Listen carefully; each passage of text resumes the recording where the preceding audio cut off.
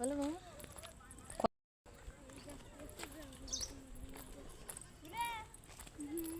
কি পুরি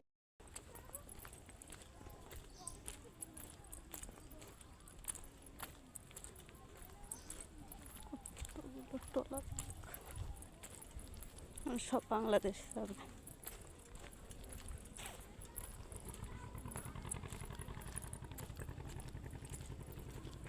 বাবা আজকে নদী এত জাহাজ কেন? ট্রলার যে অনেকগুলো দাঁড়িয়ে মাথাতে নিয়ে মাথা ভোর ভোর